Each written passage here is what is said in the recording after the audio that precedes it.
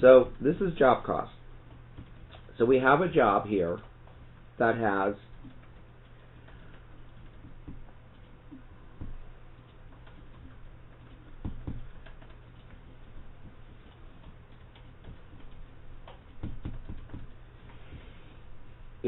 an estimated cost of $5,000.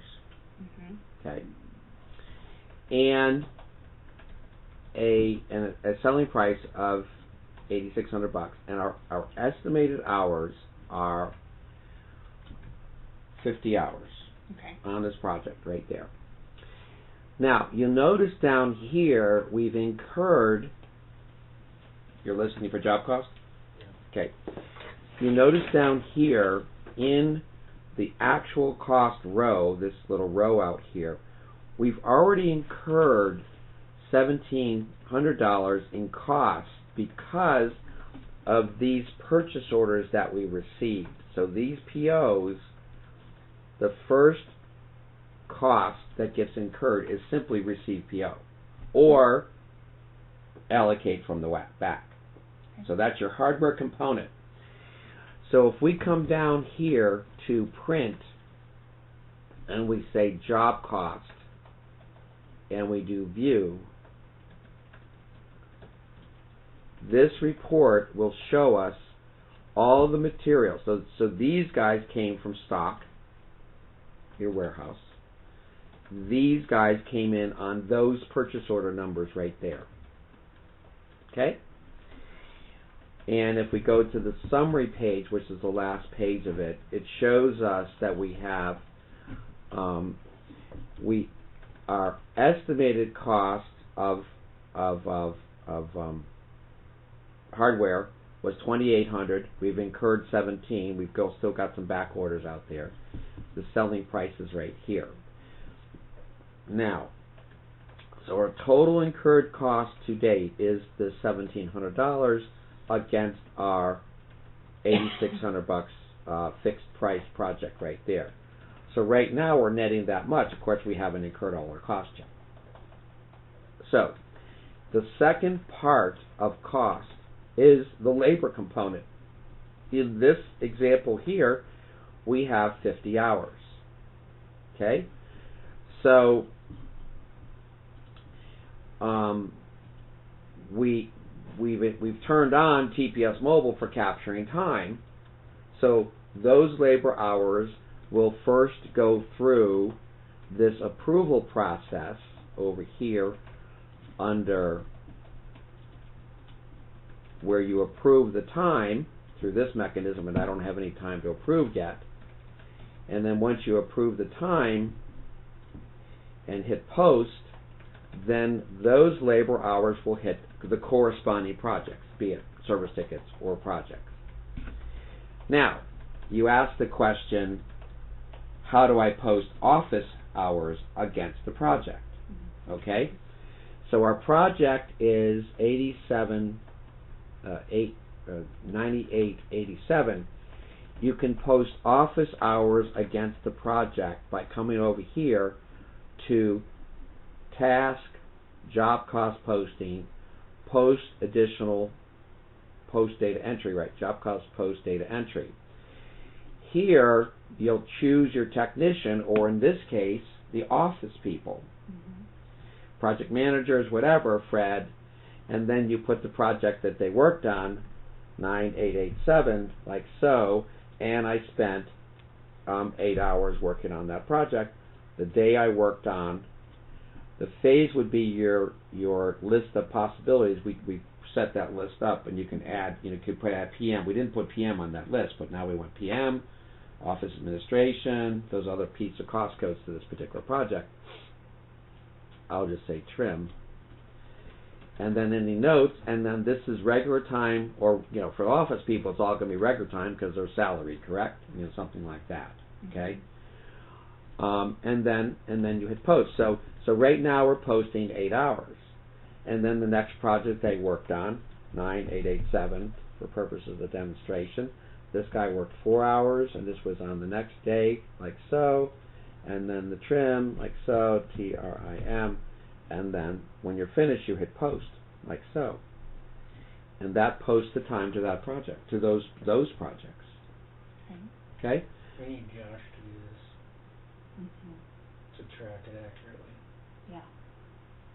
So people that have project management time. Dennis shouldn't say service. His time should be on a service job. But our internal work needs to be tracked. Right. Yeah. So just to get the additional phases, because we didn't put in your system. I mean, I could go there right now and just do a couple right now. If we go into your system and you can come over here to Setup, Files and System Setup, and we go to the List tab. Down here is your job cost phases, and now we need to put what? Office or PM for sure, so project management for sure. Spell that one out. Project management? Okay.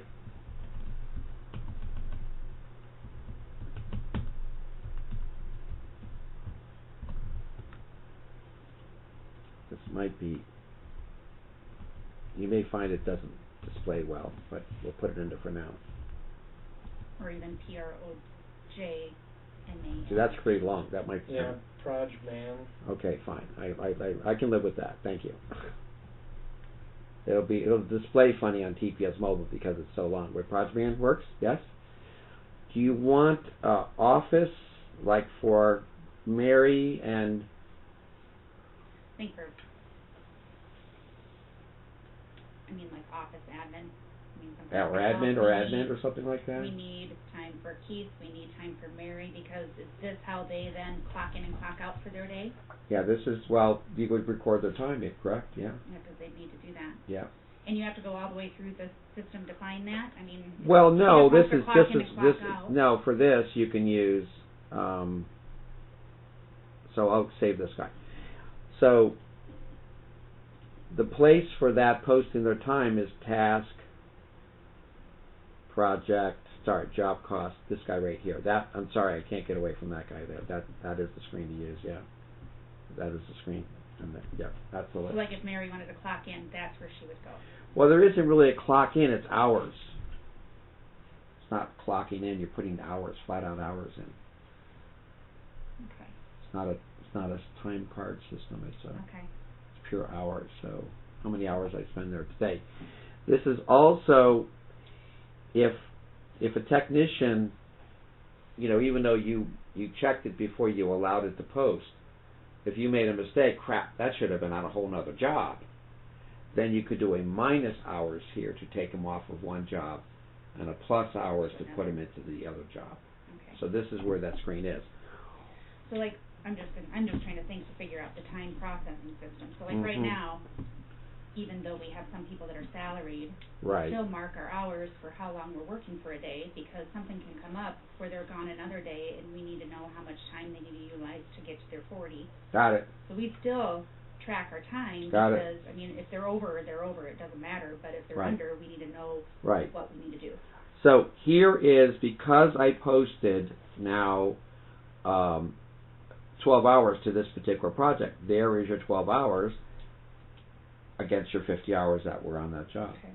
If I come down here to the job cost posting screen and look at that job cost report, that's what I'm now going to see, because now I'm going to see my 12 hours broken up by Fred. Dick and Harry, Tom, Dick, and Harry will now show up in this list with whatever the rate is for the regular hours time.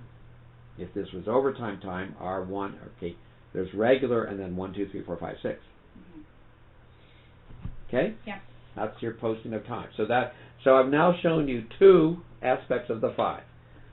Material costs come in from simple natural allocation from stock or received PO, which is this guy right here. If you delete an item from the project, it credits the job. Okay? We talked about the fact that if we talked about yesterday or Tuesday out in the hallway that if a part comes in from a job that's not needed, you sold them 8, but you only needed 6. It just physically, you couldn't put 8 in there, you have 2 extra. You need to deal with that differently because you don't want to just delete the item that you're about to bill because it would reduce to the customer. So you need to put that as a credit line down at the bottom with no selling price, so it credits the cost to the job, but not the sell price to the job. Okay? So because you don't want to affect negatively you want to credit the cost, but you don't want to change the selling price to the customer. Okay.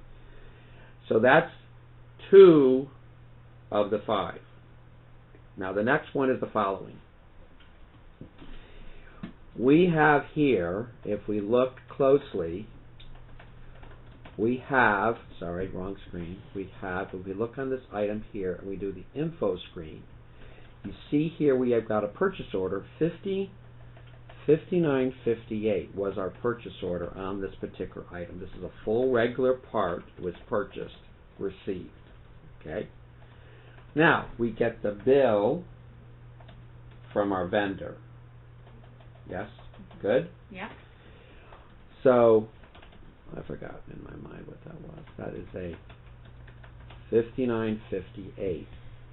So, we come over here to accounts payable, task. Oh, pause the tape for a minute. I got to turn this on for a second. So, for labor posting, for office labor posting, you go to task, job cost posting, and then job cost posting data entry. Okay, that's all I needed. Okay? Thank you. And that gets you to this. You select your technician, the job number, Okay? There's also a second way to do it from the office side. There's also, if you go to billing menu, then you go to job cost posting, and then you go to post data entry. There's the office side as well, but it's exactly the same screen. Okay. Okay? Same screen. Now, for our AP entry, we come over here to this guy. Forgive me, I'm going to remember the PO number again. Sorry, I'm just losing it right now. It's going to be info 5958. Okay. So, the third point of job cost entry is the bill from the vendor. Come over here to QuickBooks, Task, QuickBooks Account Interface. Come down here to create voucher. And there's a couple different possibilities. The first one is entering the bill against the purchase order. Simple bill. So it's going to, you choose this guy, you put your purchase order, 5958. Now on a real scenario, you'll have the bill with an invoice number. So you can actually put the invoice number at the top here, and you'll have a total on the bill. So you can enter the bill amount, it's $5,000, $5,286.59. The reason why I have this here is it lets you do a cross-check to say, this is what I'm expecting to pay. Did my distributions add up to that amount? Are you catching the... I get it. Do you get it? Yep. Now, I don't know what that amount is, so I'm going to say no check right now because I don't know what that number is. So I'm going to use this method here. That way it can pass without having to put something in there. Okay. So now we go ahead to this guy, and it brings you literally to the purchase order. The other cool thing about this screen is that it lets you see that it's been received right on screen. So it won't actually let you pay it until it's been received. So you notice if they shouldn't be sending you a bill for 7 because they've only received 3 of these guys here. Okay? Now, there could be a couple different scenarios here. There could have been a bill for just 5 of these because they sent you the first round and then the second round and then the round of invoices. So the option right here to pay this is right here under Pay, and you click on this guy, and then you've got several options. The first one is a single row. The next one is a single row with prompt for quantity, which would mean it's less than the 15. Got me? And then this one is simply pay all received items, which in fact that's what this invoice was. It's for everything except for the short ship. So you could use this guy right here. And it literally marks them all paid, or paid. Now you're not paying them from here, but the point is you're creating a pay voucher to send to QuickBooks. Yep. Now, The other thing that you have here is the actual cost. Now, if there's a cost difference on the bill to the purchase order, you can correct the purchase order rate here. Okay? Now, going down certainly isn't I'll take a credit, I'll take a discount all day long. Okay? But if it's up, by pennies, I'm not going to worry about pennies. But if it's significant enough that you want to do it, that's a place to pause and find out why is this so much higher on the bill than our purchase order. Make sense what I'm saying? Yep. Okay, and then slow down. Yep.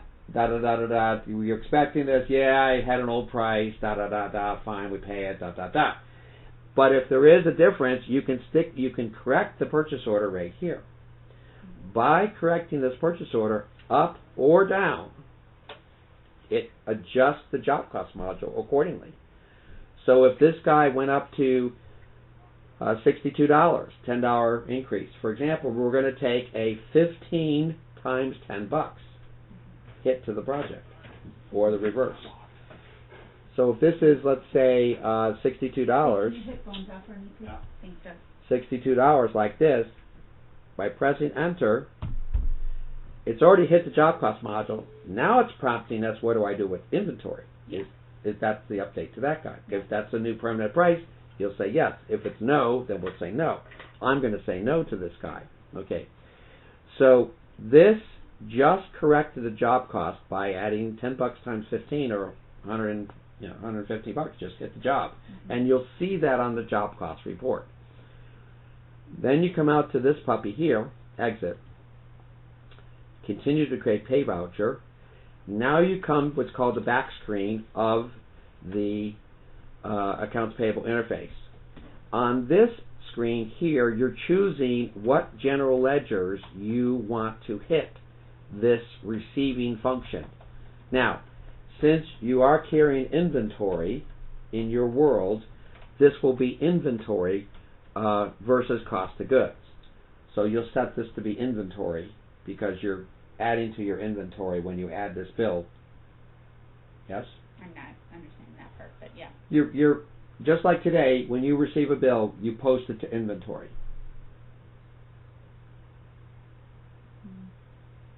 Usually post it with cost of goods. That's where it generally goes now, I thought. So. Well, okay, okay. I wasn't expecting that, but that's fine. If you're posting it to cost of goods, then we don't subtract it at the time of the bill, of the customer's bill. So that's fine. You don't do it twice. So if you normally put it to cost of goods, I asked Keith this question, and he says you carry inventory. Okay, then if you've asked Keith that, go ahead. Yeah, I asked the question to Keith because that was the question I asked him early on, okay. Monday or Tuesday early on, and he said yes, we do carry inventory as far as we're concerned. We can verify that tomorrow. So this either goes one of two places. It either goes to inventory or it goes to cost of goods. That's the answer. So we'll find out tomorrow. Well, I don't know if he's coming in, so we'll have to double check. Okay. Not a big deal. I mean, this can be changed right on the fly. I mean, because some people, most of the time it is inventory, but sometimes they count miscellaneous hardware as cost of goods. So it flicks back and forth too. Now, the cool thing about this is, for this particular vendor, Edwards, you can save these two so they're automatically there for the next time around. You don't have to rethink this every time. Okay? And then you've got right here, of course, the invoice number we have. That's the purchase amount right there. Now, in this particular case, this vendor was taxable, so it automatically calculated tax. In your case, it won't because you're not. Here is where you enter the freight amount. Right there. Okay. Okay. So let's say this was $2,000. Let's say it was $50 freight charge or $50 freight charge, like so. Okay. So you're selecting in your general ledgers here. If there were a tax amount, you would choose the GL for tax, and if there were a freight amount, you're choosing the GL for freight. Now this could be cost of goods freight or office expense freight. I don't care which freight it goes to. But this sees your general ledger hit, and it sees the project. So this $50 here and this tax amount are going to hit the project as a cost. Cool? Okay? And then you do post right here. Click. And it goes away. And what you've done is you seeded a export for QuickBooks. So down here in this particular screen, this shows you what is pending to send to QuickBooks AP. Okay? Now, that's the third point of job cost, be it the purchase order, adjustable purchase order, and the freight cost to a purchase order. So that's your third point of cost. Okay? Your fourth point of cost would be a miscellaneous invoice that comes in, for example, lift. You ordered on the fly, I needed a scissor lift for a job. I know you got one back there. But you had to rent one out there, or forklift, whatever the animal was. I had to bring a 40-foot ladder, just wasn't cutting it. I had to get to a bigger ladder. Whatever it was, they didn't generate a purchase order for it. They just ordered it. A bill comes in against the job. So there's your fourth hit. That looks like this. So our project in this example is 9887. So under this guy right here, the next option is that exact thing, a miscellaneous posting against a job. In this case, it's 9887, and the invoice number we now know because that is discrete. We also know the amount is $1,500 because it's on the bill. We know that amount. So now we can do this check in this version. We don't have to do the non-check. The check will work. So in this particular case here, we go ahead and say open project. Now it's prompting us who is our vendor. Because we're getting a check from the purchase order knew who the vendor was because it's tied to the vendor. But in this case, it's just a raw check. So let's go to ultimate support. So there's our rental company, for example. We take a hit from a rental company. Okay. Double click. It now brings up that miscellaneous item screen, and the top heap is equipment rental right there. Now, the bad news is we didn't have an estimate for that. We could have had an estimate for equipment rental, and then it would be a mirror to mirror. But in this case, we didn't have an estimate, so this is going to be a pure hit. So we could put $1,500 right here, and that's going to be, equipment rental. If we had an estimate for it, would it be yellow? It'd be in yellow up here, right? It'd be just paralleling that right here. So, and you could do things on the reason for cost. You could say, lift for room 101, comma, building 2, like that. So this is a 64-character phrase that if you have some reference, you can type it in there. Whatever reference was on the invoice, if you have it. So there you go. So that when I hit post now, click, then we get to the back side of the screen, and there is equipment rental right there as one of our costs because I've used that before. Okay, and there's no freight or taxes on this particular one. So this is simply a pure hit to that project called equipment rental, $1,500. Hit post, and so now that's going to be in our export file here. We'll see a $1,500 hit right there from equipment rental. Okay? Now, the fourth one, that should be the fifth cost to a job, is simply petty cash, or however method it is that's outside a project system. For example, the guys stayed over, they worked late, they worked a 12-hour day, and you're going to sponsor food. So the senior guy says, let's go get pizzas and bring them in, and we keep working while the guys get the pizza, and then we work. So that $79 hit to the job is going to be a cash receipt or a credit card receipt that we're going to post in manually, because you're going to pay him back through expense, payroll expense, or whatever you're going to do. Well, we have a company credit card. Oh, fine. You're going to pay it through credit card. But in the job, we need to record that. So instead of going to the AP module, we're going to go to Job Cost Module, right here, Post Additional Costs, right there. Which is the same. That's where the payroll one is. This is the miscellaneous cost one right there. So we hit this guy, we put our project number in that we're going to post against, and then this is where we have our little food pigeonholes, and one of them could be, food down here in this list. I don't have a food one, but I have a per diem one, got travel cost. I mean, this list is edible on your side. This is my out-of-the-box one. But since I don't have a food one, I'll just use miscellaneous costs and say, dinner for the guys because we worked late.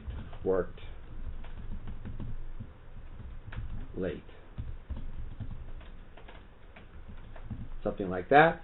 $75. Like that.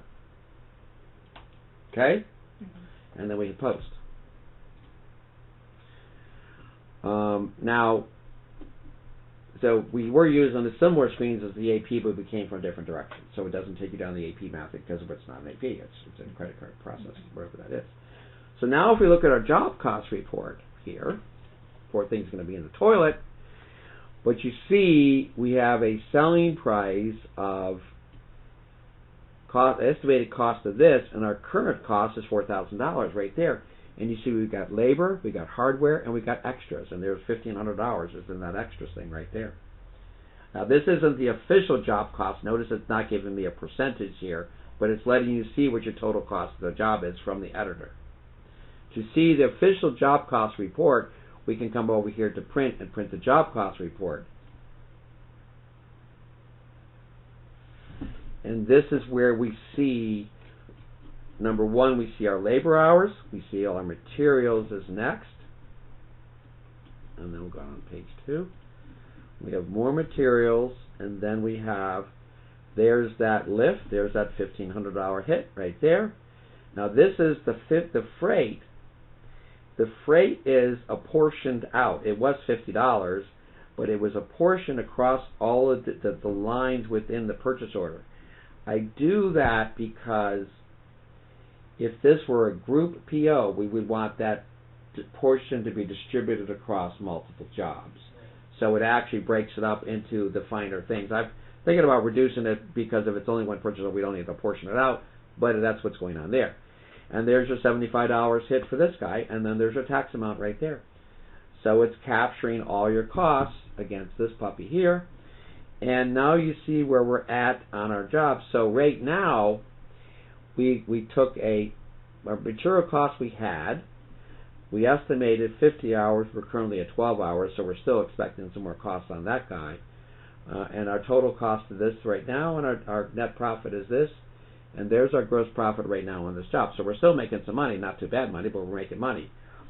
When we get the other, 50 hours against this project, there's going to be another hit. That'll bring that puppy down to 33% gross profit or something like that. That's great. That's job cost. Okay. Now, there's a summary. This is at the detail report. Now, let me show you where this shows up in list and status. If this job is 9, if we come out here to list and status and we run the corporate WIP report, so corporate WIP report we'll put down here, and that sets up the screen for all projects status 9. In your case it's going to be 5, 6, 7, 8, 9 or the DLB G, H, I, J, K. Exactly. And then we can run the WIP report here.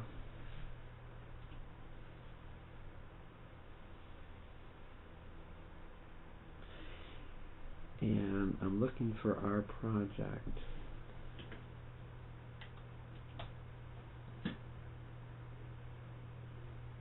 There we go. 9887 right there. So we estimated 50 hours. We've got 12. That's our selling price. That's our estimated cost. That's our actual cost. Now we haven't done any billing yet, enough billing, so we lost money on the billing GP. So this is estimated GP is the first one, billing GP and actual GP. So estimate is that's where we're trying to get to. This is low because we haven't done enough billing. We only did a deposit invoice. But that's where we're at actual gross profit right now, which mirrors back on the other report. Okay? This also shows us, based on our cost incurred, we have 5,000 hours worth of billing we could do right now. 4,000 hours worth of billing, and that is simply taking. We're at a cost ratio of 74%, i.e., this over top of that is 74%. Okay, so if you take 74% times our selling price of our job, which would be about $6,000 loosely, minus what we've billed, $2,000, that leaves $4,000 left over to bill. So that this number here is billing you could do right now if the job would allow for it.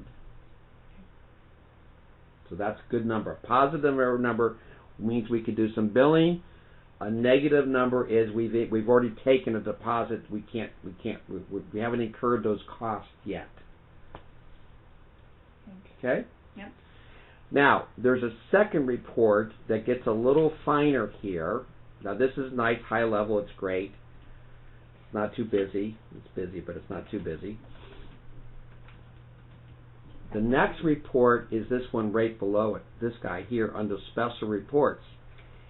This one is the next level without going to a full detailed report. It breaks it up by class of costs. So if we go find our project now, 1 second.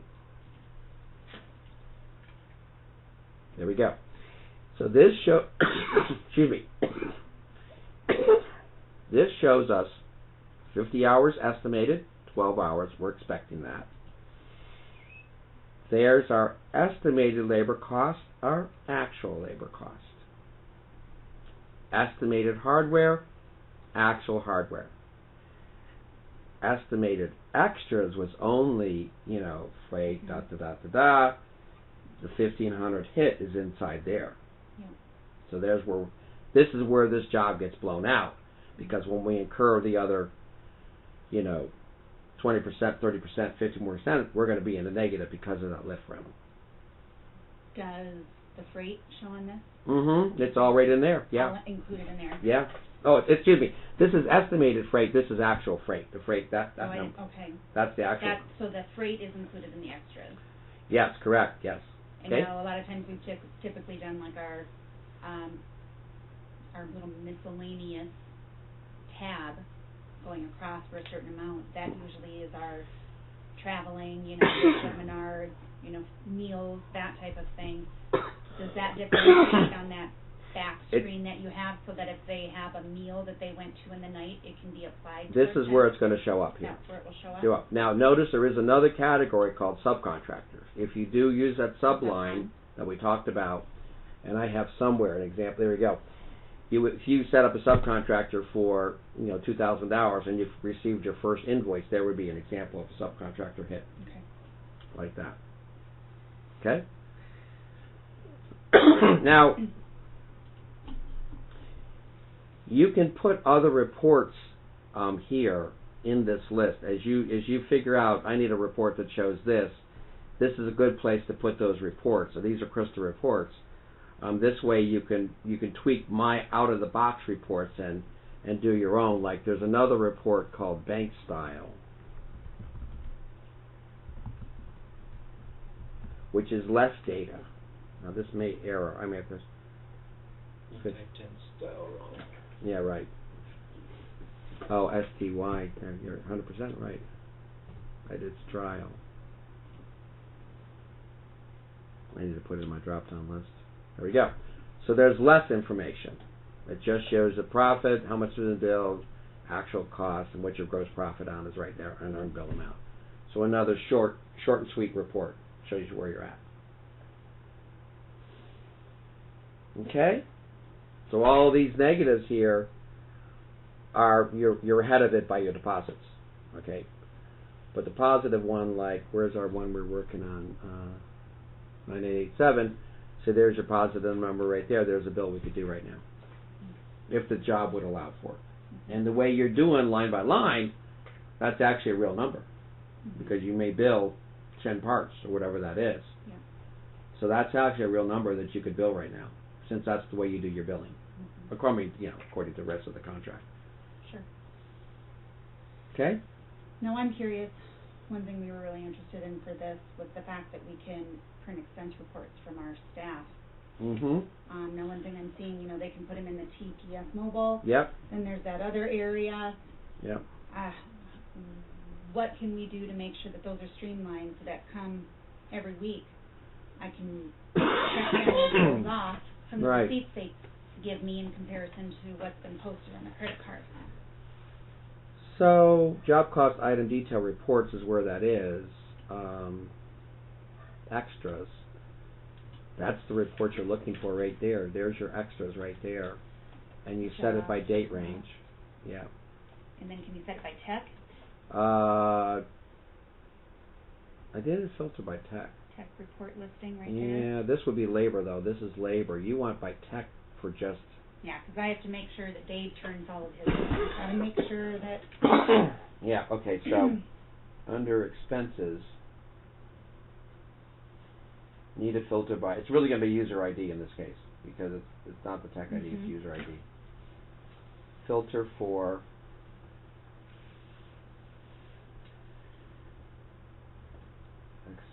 technician, technician. And now... It will be filtered, it actually will be, if I say date range like this, it will be broken up. Let's see what it is broken up by. 1 second.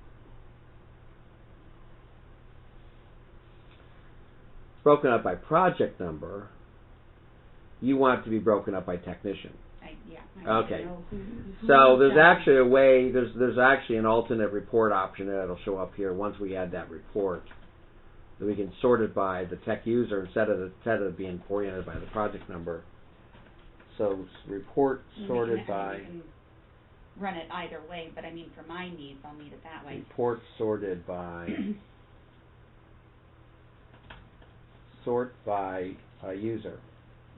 Now I'm curious, that report, what all runs into that report? The different ways that were entered in? Well, yeah, so it depends on, this would be, because we chose extras, that's what's going to be. If we chose... Whether they did it as a quick post or directly to the job? Well, any labor would be show up under this guy right here. This is, this would be money. This is money. Yeah. This is labor.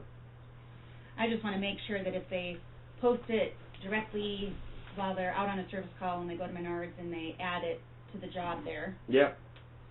That then will apply right to the job, the extras, which is what we want, because that's the whole purpose. But then there's going to be times where there's quick posts where they're just... That's simply time. Well, there's time and then there's the expense figure as well. Yeah. The time shows up on the labor section, the expense shows up on the extras. On the extras. Right.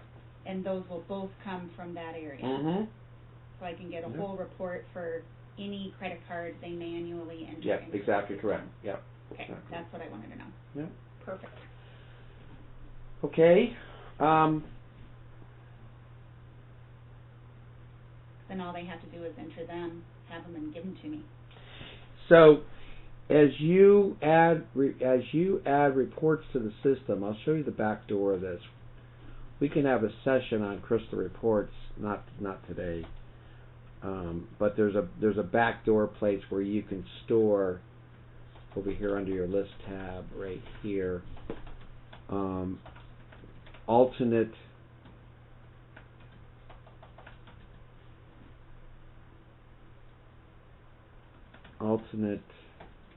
there we go. Alternate job cost detail report. This is where you'll put that expenses sorted by technician. Right here under this guy right there. That's where that'll go. The point of this... We put it in there right now, or is that not? I don't know what the name of the report is yet. I don't have a report to be... Oh, okay. I mean, right now, there's a regular report is going to be this one here, which we can put as a list, so we can do this with no direct reports. And then I'm curious, too, how those credit cards transfer over into the AP side. That would be this. The question is, so if I do this, put this report right here, that would be the name of the report.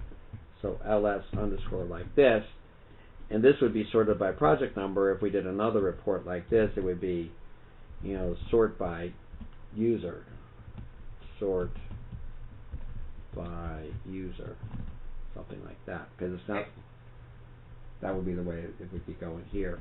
Now that we put it in this report here, now we're on my system, not yours, but now that we put a report there, we come over here to this guy right this, come down to that guy, choose our, there's your report, there's your alternate report right there.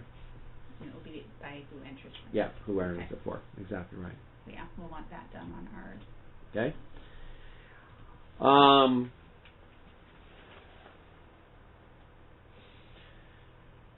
Job cost report. That's it. That's job cost. How long was that? That was an hour. Yeah. And then just how do you get the credit cards into the AP? Okay. Credit. Now this is going to be. You got to watch out on this one, okay? Because if you come down here, you do have a credit multiple distribution here, and there you can pay a credit card, a job, or something not related to a job at all. It could be Office Depot. But you want to make sure you're not double posting, because if you post it through the TPS mobile, then you just deal with it on the QuickBooks side, because this will post the second time against the job. So you got to be careful, you're not double posting your jobs. This almost should be office people, office people doing this one, not. So when they enter it through the TPS mobile, right, the credit card charge enters. Yeah. And that connects to something to go to accounts payable? No, it doesn't see it at all. So that's my question. How do we get it to accounts payable then? You put it into QuickBooks, on the QuickBooks side, into the credit card processing module. The normal way you would do it.